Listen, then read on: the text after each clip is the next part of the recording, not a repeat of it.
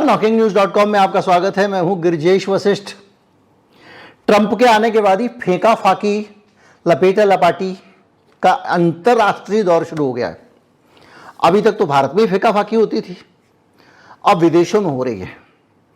एक फेंका फाकी Washington post ने छापी और वॉशिंगटन पोस्ट ने कहा कि ट्रंप ने ना पुतिन को फोन किया और पुतिन को फोन करके वो एक रिसोर्ट में थे और वहां से उसने फोन किया, पास में बैठा हुआ था इलॉन मस्क, और वहां से पुतिन को फोन करके कहा, पुतिन शांति करो।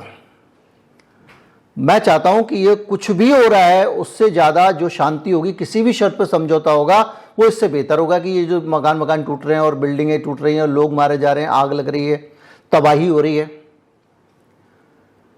और पुतिन को ये भी कहा कि हमारी बहुत सारी सेनाएं तैनात हैं यूरोप में, ये मत समझना कि हम कोरी विनय कर रहे हैं।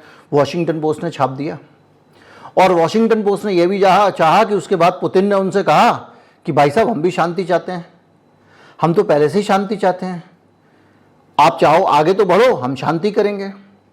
एक बाकायदा ट्रंप के एक सलाहकार का बयान भी आ गया जो उनके पीआरओ हुआ करते थे, उनका नाम है ब्रायन लांजा। उन्होंने ये कह दिया कि ये जो ट्रंप है ना, ये शांति चाहता है किसी भी हालत में, और ये पुतिन से कह रहा है कि भाई हम आपको ये नहीं करेंगे कि इसको पुराना इलाका वापस मिल जाए, वो मिल जाए, फला मिल जाए, हम तो सीधे सीधे कहेंगे जहाँ शांति है वहाँ शांति कर दो, जो जाए वहीं रुक जाओ। लेकिन बाद में ट्रंप के ऑफिस से आया, ये कौन है भाई, ये बयान दे रहा है? तो पूरे इलेक्शन में ये आदमी ट्रंप की तरफ से बोल रहा था, अब ये कौन कैसे हो गया? तो पता चला इस आदमी को इलेक्शन की स्ट्रेटजी के लिए ही हायर किया गया था। चुनाव खत्म, इसका कॉन्ट्रैक्ट खत्म, लेकिन फेंका फाकी चल रही है। और इसके बीच में अलग अलग तरह की बातें, रूस ने भी इस पे ये कहा, उसके बाद यूक्रेन ने ये कहा, यूरोपियन यूनियन ने कहा, सारी प्रतिक्रिया आ गई वॉशिंगटन पोस्ट के उस फोन की खबर पे। अब न्यूयॉर्क टाइम्स ने खबर छापी है कि भैया पुतिन के यहाँ से क्रेमलिन ने तो कहा है कि ये बकवास है, हमने तो, हमारे पुतिन की तो कोई बात ही नहीं हुई ट्रंप से। अब आप सोचिए, एक तरफ ट्रंप के तरफ से ये पूरा वॉशिंगटन पोस्ट ने छाप के, अखबार ने छाप दिया, यूरोपियन यूनियन की प्रतिक्रिया आ गई, खुद रूस के यहां से प्रतिक्रिया आ गई, जेलेंस्की के यहां से प्रतिक्रिया आ गई कि ऐसे शांति होती है क्या, मेरा इस तरह से शांति नहीं होगी, और तमाम तरह की चीजें चारों तरफ होती जा रही हैं। और पोल खुलती है कि ये तो बात ही नहीं हुई थी। 70 लीडर से बात भी कर ली ट्रंप ने, ये भी आ गया। और हमारे एस जयशंकर बोलते हैं तीसरे ऐसे नेता थे मोदी जी जिनको ट्रंप ने फोन किया। अरे भैया, ट्रंप वहां रिजॉर्ट में बैठ के अगर फोन कर रहा था, उस रिजॉर्ट में कौन था? किसने देखा ट्रंप ने पहले नंबर पे किसको किया, दूसरे नंबर पे किसको किया, तीसरे नंबर पे किसको किया? मोदी जी ने जब फोन उठाया तो क्या उसने मोदी जी को कहा कि मोदी जी आप तीसरे आदमी हो, या मोदी जी ने पूछा ट्रंप जी ये तो बताइए मेरा कौन सा नंबर है? कैसे पता? लेकिन हमारा विदेश मंत्री बयान दे रहा है, तीसरे नंबर पे फोन किया और ट्रंप ने ये कहा, ट्रंप ने वो कहा, ट्रंप ने पूरी दुनिया में ये अजीब से गपोड़ी बना चल रहा है। अब आपने पुतिन से इतनी इंपॉर्टेंट बात कर ली, शांति की बात कर ली, उसको धमका भी दिया और वो धमकी में आ जाएगा तुम्हारी, वो बाइडेन से नहीं धमका, तुमसे धमक जाएगा। पूरा कन्वर्सेशन बताता हूं क्या छापा था।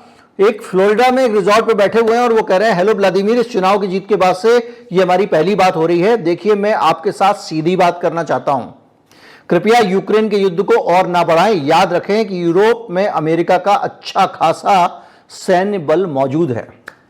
ये उस बातचीत को डायलॉग फॉर्म में लिखा गया है। पुतिन ने कहा, मुझे आपकी बात समझ में आ रही है डोनाल्ड, आप इस स्थिति को शांति की ओर कैसे ले जाना चाहते हो, ये बताइए मुझे, आपका प्लान क्या है? ट्रंप ने कहा, मेरी प्राथमिकता शांति है और मैं यूक्रेन युद्ध के समाधान पर चर्चा करना चाहता हूं। और उसके बाद में एक सूत्र ने पहचान छिपाते हुए इनको बताया कि यूक्रेन के युद्ध के समाधान के लिए आगे आकर बातचीत करने में जेलेंस्की भी रुचि रखते हैं। ट्रंप ने अभियान के दौरान युद्ध समाप्ति की बात की थी, हालांकि उनके पास अभी कोई और ठोस योजना नहीं है। अब बताइए, 24 घंटे में आदमी युद्ध बंद करने की बात कर रहा है, तो कोई ठोस योजना ही नहीं है। और ये अफवाह फैला दी जाती है। वॉशिंगटन पोस्ट के बारे में पता है ना कौन सा अखबार है, ये वॉशिंगटन पोस्ट वही अखबार है जिसको अमेजोन का मालिक वेस्ट बेजोस चलाता है, और उसके संपादकों ने अभी हाल में इस्तीफा दे दिया था क्योंकि इसने कहा था कि आप जो है ट्रंप के समर्थन में प्रचार करो चुनाव में।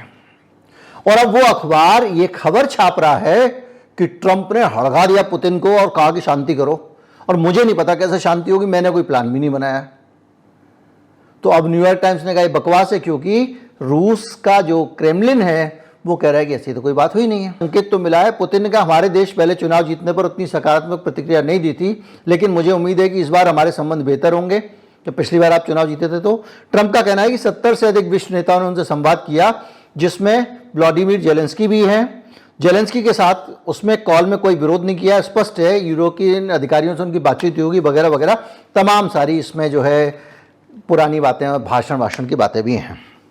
बहरहाल ट्रंप का ये अगर कॉल था और पुतिन ने ऐसा कोई आश्वासन दिया था, हालांकि 9 तारीख को पुतिन का एक इंटरव्यू रिलीज हुआ है।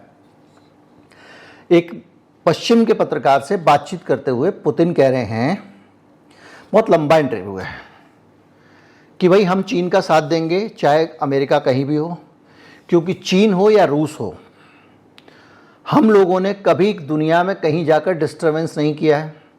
वन चाइना पॉलिसी को सब मानते हैं, अमेरिका भी मानता है, संयुक्त राष्ट्र में मान चुका है, तो वो ताइवान में जा के बार बार उनके विद्रोहियों को समर्थन क्यों देता है?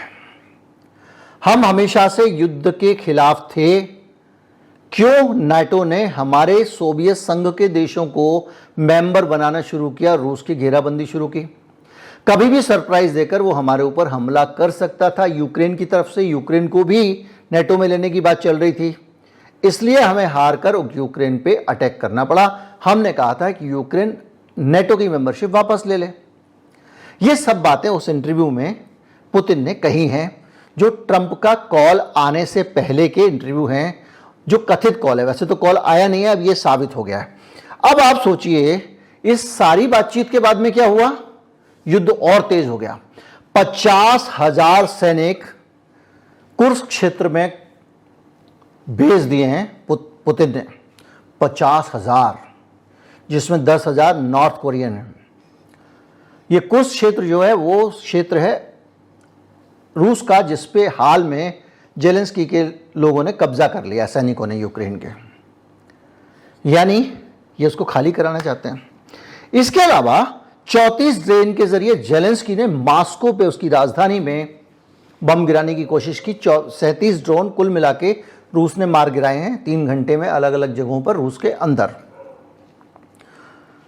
तो यहां तो शांति की बात हो रही है, उसकी दोनों से बात हो रही है, और वहां पे तो युद्ध तेज हो गया। यानी कितनी बड़ी बड़ी बकवासें ये लोग करते हैं, और जनता को नेता लोग किस तरह बेवकूफ बनाते हैं, इसकी इससे अच्छी नज़ीर नहीं मिल सकती। लेकिन शांति सब चाहते हैं।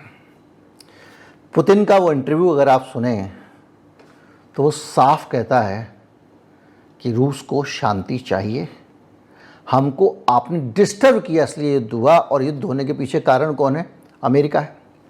अब अमेरिका $6 अरब से ज़्यादा खर्चा कर चुका है, पैसे दे चुका है जेलेंस्की को। वो भी नहीं चाहता और खर्चा हो, क्योंकि अब ट्रंप आ गया और ट्रंप कहता है अमेरिका फर्स्ट, क्यों खर्चा करूं मैं फालतू दुनिया के युद्ध पे? तो जाहिर बात है कि जेलेंस्की तो युद्ध लड़ नहीं रहा था, सैनिक भी उसके नहीं थे, भाड़े के मर्सनरी सैनिक पैसे देके लाता था, पैसे अमेरिका से मिलते थे, हथियार भी अमेरिका से मिलते थे, और वो अमेरिका के सारे लोग लड़ रहे थे, बस सामने नहीं आ रहा था अमेरिका। तो अब अमेरिका अपने आप को विड्रॉ कर लेगा तो जेलेंस्की की क्या विसात। इसके अलावा जो यूरोप है वो भी त्रस्त आ चुका है। याद कीजिए, फिर से ठंड आ गई है। ठंड आने का मतलब यह है कि यूरोप को घर गर्म करने के लिए गैस चाहिए। पिछली बार तो उन्होंने लकड़ियां जला के, कोयले जला के किसी तरह से सरवाइव किया, अभी फिर ठंड आ गई है तो क्या होगा? तो उनको गैस चाहिए होगी। 2 गैस पाइपलाइन है, नॉर्ड स्ट्रीम 1 और नॉर्ड स्ट्रीम 2। अगर शांति होती है तो जर्मनी को यहां से गैस मिलनी शुरू हो जाएगी। पूरा का पूरा यूरोप इस बात से त्रस्त है अमेरिका की इन ऊटपटांग नीतियों से। वो कहता भैया माफ करो, अगर कोई बहाना मिल जाए, अमेरिका का दबाव रहता है ना, तो वो लोग छोड़ के चल दें इसको, नेटो को। क्या करें, उसकी धारा 5 ऐसी है कि भैया अगर एक युद्ध पे हमला होगा, एक युद्ध में होगा, तो सारे देश अपने आप को युद्ध का हिस्सा मानेंगे। इसी चक्कर में बार बार नेटो फंस जाता है, नेटो के मेंबर फंस जाते हैं। आपने देखे होंगे मेरे वीडियो, किस तरह से फ्रांस में, किस तरह से जर्मनी में तबाही मची हुई थी, और वही सिचुएशन जो है अब लगातार होती जा रही है। इसके अलावा जो अफगानिस्तान में किया आपने, जो दूसरे देशों में किया, उसका जो असर पड़ रहा है वो ये पड़ रहा है कि बड़ी संख्या में शरणार्थी फ्रांस में, जर्मनी में घुस गए, और वहां पहुंचने के बाद उन शरणार्थियों के साथ कुछ उग्रवादी और आतंकवादी भी घुस गए। वो आतंकवादी हमले करते हैं। फ्रांस ने किस तरह से, लेकिन फ्रांस ने समझदारी की, आतंकवादियों और आम मुसलमानों में भेद करना सीख लिया, तो कम से कम शरणार्थियों से आतंकवादियों को समर्थन नहीं मिला, मिटाने में आसानी हुई, लेकिन वो अलग मसला है। लेकिन ये शरणार्थी संकट पूरा यूरोप घेर रहा है, झेल रहा है, तो वो नेटो की नीतियों के कारण। और इस बार अगर ट्रंप अपना हाथ नेटो से खींचता है, कहता है पैसे नहीं देंगे, तो ये देश खुशी खुशी नेटो से बाहर निकलने के लिए तैयार बैठे हुए हैं। तो अब नेटो से बाहर निकलने की बात बाद की है, लेकिन नेटो में रहने के कारण जो हथियार, पैसे, रुपए, तमाम सारी चीजें इनको खर्च करनी पड़ रही है यूक्रेन पे, अगर शांति होती है तो उससे राहत मिल जाएगी। फिलहाल जब निकलेंगे तो निकलेंगे। तो ये भी चाहते हैं युद्ध रुक जाए, रूस भी चाहता है युद्ध रुक जाए, और जेलेंस्की भी चाहता है कि बस बहुत हो गया, कब तक मैं अमेरिका की ये लड़ाई झगड़े वाली नौकरी करूंगा, कुत्ते लड़ाने वाली। अब समझौता कैसे होगा, किस शर्त पे होगा, ये एक बड़ा सवाल है। सवाल ये, समझौता हो जाएगा तो क्या होगा, कैसा समझौता होगा। ट्रंप के कहने से कल से ऐसा तो है नहीं सब लोग कहेंगे आ जाओ, सेना वापस आ जाओ। जेलेंस्की कहेगा कि मुझे क्रीमिया दे दो। क्यों? 2014 में क्रीमिया को आज़ाद कराया था रूस ने। किससे? यूक्रेन से। क्रीमिया के लोग रूस से अलग रहना चाहते थे, और आखिर में हुआ ये कि वहां जनमत संग्रह हुआ।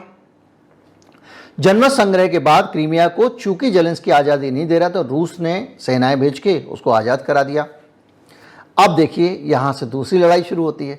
तो वो चाहेगा कि उसको क्रीमिया वापस मिल जाए, क्रीमिया भी वापस मिल जाए, उसके बाद वाले जो कब्जे में आए हैं वो भी उसको मिल जाए, यानी जो इलाके अभी तक रूस के कब्जे में आ चुके हैं वो भी मिल जाए। लेकिन रूस तो पागल नहीं है, वो तो नहीं देगा, क्योंकि जो लड़ाई शुरू हुई थी वो किस लिए हुई थी। याद कीजिए कि जो रूस है, रूस का यूक्रेन से जहां रूस मिलता है वहां पर यूक्रेन के दो बड़े इलाके हैं, दो राज्य हैं उसके, एक है खार्किव और दूसरा डोनबास। खार्किव और डोनबास, इन दोनों जगहों पर रहने वाले लोग रूसी हैं, उनका कल्चर रूसी है, वो भाषा बोलते हैं तो वो रूस वाली भाषा बोलते हैं, और वो उपेक्षा का शिकार हैं क्योंकि जेलेंस्की ने उनके साथ हमेशा दोयम दर्जे का व्यवहार किया। तो वो लोग कहते हैं कि हमारा सब कुछ रूस से मिलता है, तो रूस में मिल जाना चाहते हैं। तो ये दो इलाके अगर रूस अपने में मिलाता है, तो बॉर्डर के दो राज्य अगर रूस में अपने में मिल जाते हैं, तो वो अपने आप को सुरक्षित अनुभव करेगा। क्यों? क्योंकि बीच में एक जगह आ गई, एक इलाका आ गया कि अगर यूक्रेन को आना है तो इन इलाकों को पार करके आना पड़ेगा। तो इसीलिए जैसे ही उसने ये इलाके शुरू में जीते, सबसे पहले यहाँ जनमत संग्रह करा दिया और इनको रूस में घोषित कर दिया कि भाई ये रूस में मिलना चाहते हैं। तो अब अगर समझौता होगा तो कम से कम ये दोनों इलाके तो रूस नहीं देगा। और इसके अलावा अभी ये जो कुर्स्क का इलाका है जिसको इसने कब्जा कर लिया जेलेंस्की को, इसको भी खाली कराएगा, और क्रीमिया को भी नहीं देगा। क्योंकि रूस के पास एक पॉइंट है, वो ये कहेगा कि भैया जनमत संग्रह हुआ है, वहां के लोगों ने तय किया है, तो आप अगर कुछ लोग रूस के साथ नहीं रहना चाहते हैं और जनमत संग्रह हो गया है, या वो यूक्रेन के साथ नहीं रहना चाहते हैं और जनमत संग्रह हो गया है, तो उनको जबरदस्ती आप उसके अंडर में कैसे दोगे। एक सोल्यूशन ये निकल रहा है कि भाई ठीक है, लेकिन एक काम करेंगे, जिसकी सेना जहाँ तक पहुँच गई है वहीं पर रोक दो, क्योंकि ट्रंप तो अब पैसे देने से रहा, और ट्रंप पैसे नहीं देगा तो सबसे पहले दबाव में कौन आएगा? जेलेंस्की आएगा। और रूस का बस चलेगा कि और ज़्यादा से ज़्यादा कब्जा कर लो। अभी से देखो ना कि पहले खाली करा लो कुछ, क्या पता कल के दिन शांति हो जाए तो मेरा इलाका यूक्रेन के पास रह जाएगा। तो वो जो स्थिति है उसमें कुछ लोगों का कहना यह है कि बीच में एक बफर जोन बना दिया जाए, उस बफर जोन के अंदर वो एक एलओसी टाइप की बन जाए, लाइन ऑफ कंट्रोल, और उसके ऊपर यूरोप की सेना, यूरोपियन यूनियन की सेना, यूरोपियन यूनियन बहुत सारे देशों ने एक अपना एक संस्था बनाई हुई है जिसकी संसद अलग है, सेना अलग है, सब कुछ सारे देशों ने मिलकर अपनी एक रख ली है, अलग अलग रखने के बजाय उसकी सेना लगा दी जाए और वो सेना उस हद की हिफाजत करे, जैसा कि आप देखते हैं लेबनान और इजराइल के बॉर्डर पे संयुक्त राष्ट्र की शांति सेना है, वैसे ही यहाँ पे। तो उसके अलावा ना ये यहाँ जा पाए ना वो वहाँ से आ पाए, तो ये भी एक रास्ता निकल सकता है। शांति के बहुत सारे तरीके हो सकते हैं। दिक्कत यहाँ आ रही है कि जो दो पार्टियां हैं इस युद्ध में, एक रूस है और एक अमेरिका है, परोक्ष रूप से अमेरिका ही है, दोनों शांति नहीं चाहते थे, या कहें कि रूस शांति चाहता था और अमेरिका उस शांति नहीं होने दे रहा था। रूस तो चाहेगा ही विड्रॉ कर ले, उसको जो जीतना था वो जीत चुका है, अभी झंझट खत्म हो। लेकिन अभी तक तो अमेरिका के कारण जेलेंस्की भी पीछे नहीं हट सकता था, उसने कई बार कोशिश की, हम सब जानते हैं। तो अब क्या होगा? अब ये होगा कि जो जेलेंस्की बाबू हैं, जब पीछे से बैकअप हट जाएगा तो वो भी शांति के लिए तैयार हो जाएंगे। तो शांति हो सकती है, क्योंकि यूरोप, नेटो देश सब लोग कह रहे हैं शांति हो जाए, उनके अपने एजेंडे हैं, उनकी अपनी दिक्कतें हैं। जेलेंस्की भी आज ही जा चुका है और रूस भी चाहता शांति हो जाए, बस शांति किन शर्तों पे, वो ये बड़ा सवाल है। और ये कह रहा है ट्रंप कि भाई कोई भी शर्त हो, इससे तो अच्छे हाल होंगे जो आज हो रहे हैं। तो उम्मीद करता हूं कि ये पूरा का पूरा सिनेरियो आप समझ गए होंगे, और ये भी समझ गए होंगे कि कैसे कैसे नेता हैं, झूठा ही छपवा दिया कि उसकी पुतिन से बात हुई है फ़ोन पे। अब खुद तो कहा नहीं है ट्रंप ने, जो ये हो जाएगा कि ट्रंप ने कहा था, झूठ निकल गया, किसी पत्रकार से छपा दिया। और बड़े बड़े अखबार, अब वाशिंगटन पोस्ट और ये सब जो है, अब जब बिक गए हैं, मालिक बदल गए हैं, तो क्या क्या करने लगे हैं इसका आप अंदाज़ा लगा लीजिए। उम्मीद करता हूँ एक बढ़िया तस्वीर आपको मिली होगी, और ये भी अंदाज़ा लगा होगा कि आने वाले समय में क्या होने वाला है। इस विश्लेषण के आधार पर मुझे लगता है कि बहुत जल्दी अब शांति हो जाएगी। और जो मोहन भागवत साहब कह रहे हैं कि तीसरा विश्व युद्ध होने वाला है, ये बात हफ्ते भर पहले मैं कह रहा था, लेकिन अब मैं कह रहा हूँ कि अब तीसरे विश्व युद्ध के आसार खत्म हो गए ट्रंप के आने के साथ। याद कीजिए पिछले सालों में मैंने जब भी ट्रंप का जिक्र आया है, ये बात ज़रूर कही है कि ट्रंप आता है तो दुनिया में युद्ध नहीं होते हैं। यानी अफगानिस्तान भी यहाँ तक कि वो खाली करके चला गया था, और अब फिर वही तस्वीर दिख रही है कि ट्रंप पूरी दुनिया से अमेरिका को समेट लेना चाहता है। अपनी अमेरिका फर्स्ट नीति में वो फोकस करना चाहता है अमेरिका के ऊपर। और क्यों ना करे भाई, तुम दुनिया भर के चौधरी बने क्यों घूमते हो यार? तुम्हारा देश वो संयुक्त राष्ट्र अमेरिका, उसके अंदर रहो, वहीं तक तुम्हारी सीमा है, लेकिन तुम सब देश सारी दुनिया में डिस्टर्बेंस क्रिएट करके धंधेबाजी कर रहे हो, तो गलत है ना। और अगर ट्रंप ये करने में कामयाब हो जाता है तो पूरी दुनिया का ऑर्डर बदल जाएगा, डीप स्टेट डिस्टर्ब हो जाएगी, बहुत सारी चीज़ें हो जाएंगी। तो हमारी शुभकामना ये है कि ये अमेरिका की जो चौधराहट है, ये ट्रंप ख़त्म करने में कामयाब हो। आज का अंक यही होता है ख़त्म। अब इसको क्लोज करते हैं। चैनल को सब्सक्राइब कर लें, वीडियो को लाइक कर लें, दिल के निशान वाला दबा दें, मेंबरशिप लेनी है तो वो ले लें, भुगतान करना है तो QR कोड है। नमस्कार, जय हिंद।